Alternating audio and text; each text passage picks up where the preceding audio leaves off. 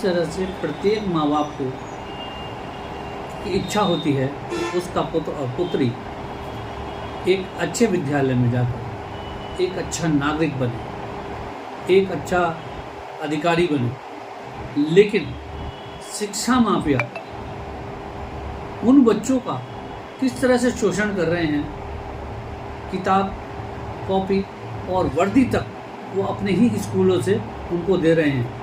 यहाँ तक कि फीस भी वो 10-10 गुनी वसूल रहे हैं।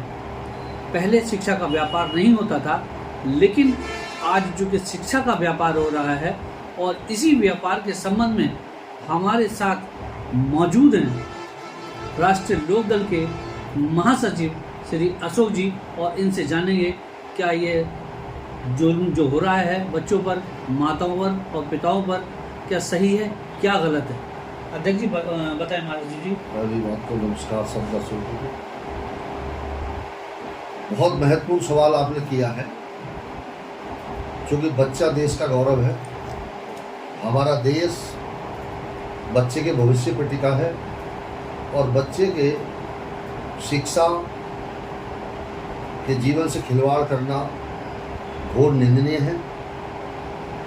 शिक्षा व्यापार नहीं है, शिक्षा को व्यापार से जोड़ के नहीं देखना चाहिए। शिक्षा स्कूल एक मंदिर है, उसे मंदिर के रूप में मानना चाहिए।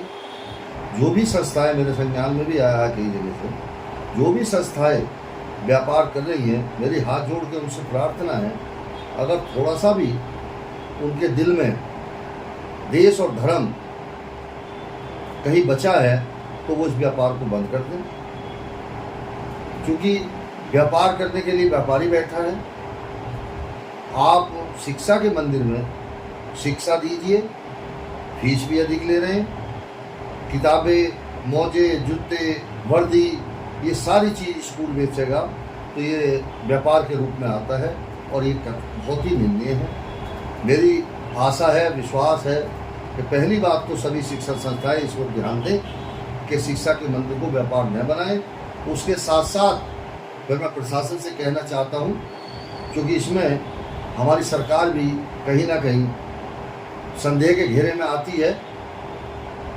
जैसे आदरणीय हमारे यशस्वी मुख्यमंत्री योगी आदित्यनाथ जी का बार बार प्रयास है कि भ्रष्टाचार मुक्त हो, लेकिन शिक्षा में ही भ्रष्टाचार की बू आ रही है। इससे हमारी सरकार की छवि भी खराब होती है। तो शासन और प्रशासन दोनों से मैं आग्रह करना चाहता हूं कि इस पर अंकुश लगाया जाए, और बच्चों को अच्छी शिक्षा, अच्छी तालीम मिले, बच्चे शिक्षित हों, प्रताड़ना न झेलनी पड़े। गरीब माँ बाप पता नहीं कैसे कैसे करके अपने बच्चों को पढ़ाता है, लिखाता है, और उसका माँ बाप जानते हैं। बहुत परिस्थितियाँ ऐसी भी हैं, आदमी अपने बच्चों को पढ़ाना चाहता है, अच्छी शिक्षा दिलाना चाहता है, लेकिन उसकी स्थितियाँ नहीं। अगर रिकॉर्ड उठाया जाए, बहुत सारे ऐसे हैं जो शिक्षा के लिए लोन लेके अपने बच्चों को पढ़ा रहे हैं, या संपत्ति बेच के अपने बच्चों को काबिल बनाने का प्रयास कर रहे हैं। तो मेरी सभी शिक्षण संस्थाओं से अपील है, व्यापार करने के लिए बहुत सारी जगह हैं।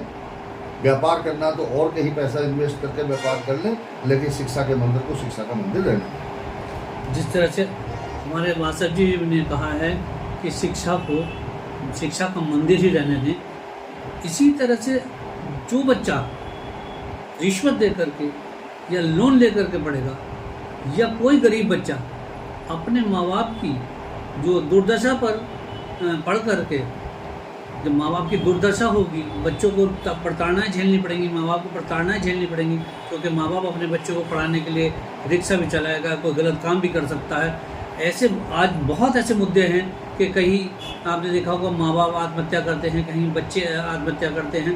तो उसमें शिक्षा का बहुत बड़ा योगदान है, और इस योगदान को अगर योगदान बनाना है तो उन बच्चों से शिक्षा के नाम पर जो आप पैसा ले रहे हैं, जिस तरह से गलत सलत तरीके से आप जो है पैसे फीस वसूल रहे हैं, उन पर रोक लगाना अति आवश्यक है। अध्यक्ष जी, मेरा ये सवाल ये भी है कि जिस तरह से जो हमारा भारत है, जो बच्चे हैं, जो कल के भारत हैं, जो आने वाली कोई नेता बनेगा, कोई कुछ बनेगा, ये पंडित जी ने भी कहा था और आप भी अभी यही बता रहे हैं कि जो हमारी जो जनरेशन है वो आगे बढ़ेगी तो उसमें कुछ ना कुछ तो बनेगी, लेकिन जब वो बनेगी और वो पहले से ही लूटपाट करके आएगी तो जाहिर सी बात है कि वो लूट खसोट नहीं करेंगे। देखिए, मैं आपकी बात से सहमत हूँ। बच्चा एक मिट्टी के बर्तन की तरह से होता है। जैसे मिट्टी से प्रजापति बर्तन बनाता है, चाहे घड़ा बना लो, चाहे आप प्लेट बना लो, चाहे आप शकोरा बना लो, इस तरह से बच्चे का होता है। बच्चे को आप जिस रूप में ढालना चाहेंगे बच्चा उस रूप में ढल जाएगा। यदि आपने पहले ही दिन बच्चे को शिक्षा के मंदिर में जाने के बाद और भ्रष्टाचार की ओर ले गए, उसे करप्शन की, इसे करप्शन में आता है, ये करप्शन की ओर ले गए तो बच्चे की मानसिकता करप्शन की। इसलिए क्योंकि बच्चा ही देश का गौरव है, उन्हें ऐसी चीज़ों से दूर रखें, केवल शिक्षा की ओर ध्यान देना चाहिए और शिक्षा को बढ़ावा मिलना चाहिए। धन्यवाद।